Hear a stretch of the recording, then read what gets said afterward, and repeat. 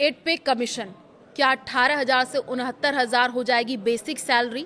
यहाँ है जवाब। नमस्कार, मैं हूँ आपके साथ आयुषी गुप्ता।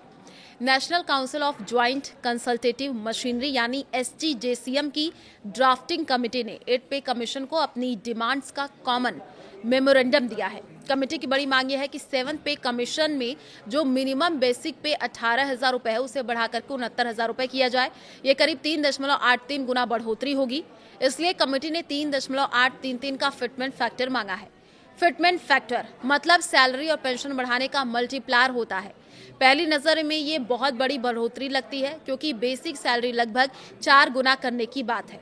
ड्राफ्टिंग कमेटी ने अपने लॉजिक में 2 अहम फैक्टर बताए हैं। पहला, Indian council of medical research ICMR के अनुसार फिजिकली हार्डवर्क करने वाले व्यक्ति को हर महीने करीब 3,490 किलो कैलोरी एनर्जी की जरूरत होती है।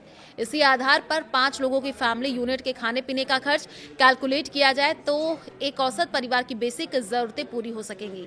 दूसरा, जहां 7 पे कमीशन में 3 फैमिली यूनिट को आधार माना गया था, वहीं 8 पे कमीशन के लिए इसे बढ़ा करके 5 फैमिली यूनिट माना गया है, जिससे कुल खर्च का अनुमान ज्यादा रियलिस्टिक तरीके से लगाया जा सके। एनसीजेसीएम ने जनवरी 2026 के हिसाब से मिनिमम मंथली खर्च की लिस्ट कमेटी को दी है, जिसमें 2025 की एवरेज प्राइस को आधार बनाया गया है।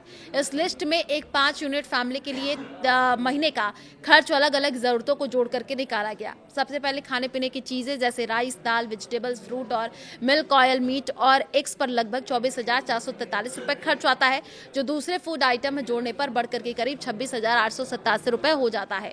इसके बाद कपड़े, ड्रेसिंग और सिलाई यानी क्लोथिंग और टेलरिंग का खर्च जोड़ने पर कुल रकम लगभग 32,577 रुपए तक पहुंचती है। इसके आगे रहने के लिए मकान का खर्च यानी हाउस रेंट 7.5% जोड़ने पर यह राशि करीब 35,020 रुपए हो जाती है।